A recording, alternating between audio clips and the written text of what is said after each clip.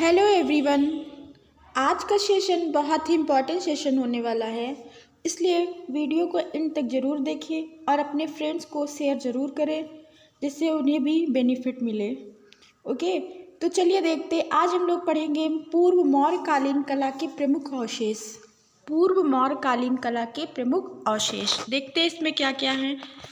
पूर्व मौर्यकालीन कला के प्रमुख अवशेष जैसे गिरिव्रज के कुछ ध्वंसावशेष, कौशाम्बी का घोषित राम विहार, पिपरहवा स्तूप के अवशेष, लौरिया नंदनगढ़ का शमशान चैत्य आदि।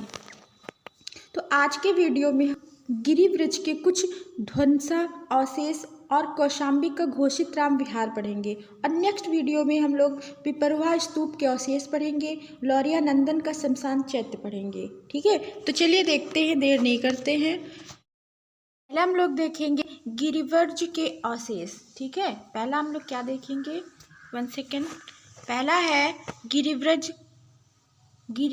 के अवशेष। ओके, तो गिरिव्रज महाभारत काल में बृहदत्त की राजधानी थी। गिरिव्रज क्या है, महाभारत काल में बृहदत्त की राजधानी थी जो 5 पहाड़ियों के मध्य सुरक्षित थी। कितनी पहाड़ियों के मध्य? 5 पहाड़ियों के मध्य सुरक्षित थी। वे पहाड़ियाँ कौन कौन सी हैं? तो वे पहाड़ियाँ व्यवहारगिरी, विपुलगिरी, वराहगिरी, वृषभगिरी और ऋषिगिरी। वे 5 पहाड़ियाँ हैं। कौन कौन से? व्यवहारगिरी, विपुलगिरी, वराहगिरी, वृषभगिरी और ऋषिगिरी। ठीक है, इस राजधानी के चारों ओर, गिरिव्रज के चारों ओर क्या था? प्राचीर बनी थी। यहाँ पे प्राचीर होगा, इसको सही कर लेंगे। प्राचीर बनी थी। प्राचीर मतलब होता है, प्राचीर का अर्थ होता है दीवार। दीवार बनी थी और इस दीवार के निर्माण में कहीं भी गारे या लेप का प्रयोग नहीं किया गया था। ठीक है, ये क्या है? अनगढ़ पत्थर के बड़े बड़े भारी टुकड़ों को एक दूसरे पर रखकर बनाया गया था और कहीं कहीं पर इसकी ऊंचाई हमें देखने को मिलती है कि ये 12 से 13 फीट है और इसकी मोटाई देखने को मिलती है 17 से 17.5 फीट है। ठीक है, तो इसकी नाप दीवार की क्या मिलती है हमें?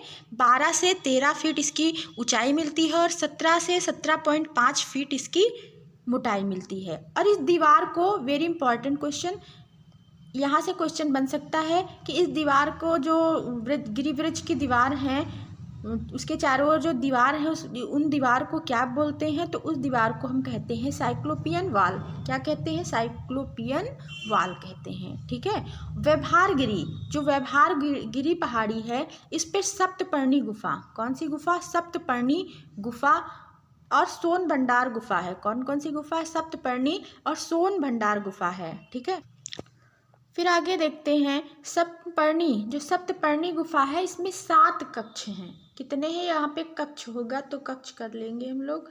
कक्ष 7 कक्ष हैं।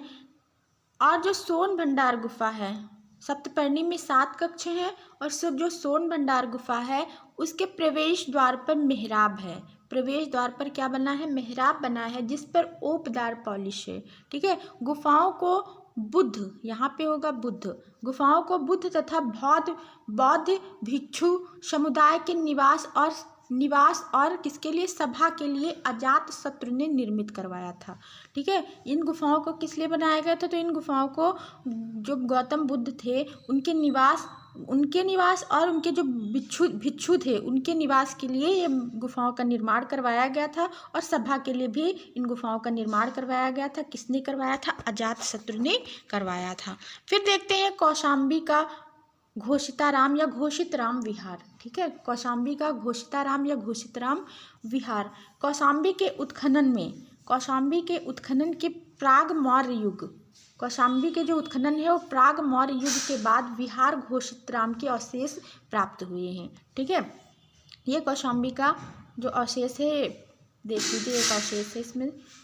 फिर आगे देखते हैं इस विहार का निर्माण गौतम बुद्ध के आवास के लिए घोषित नामक व्यापारी ने करवाया था। जो कौशाम्बी का घोषिताराम विहार है, तो इस विहार का निर्माण किसने करवाया था? घोषित राम नामक व्यापारी ने करवाया था।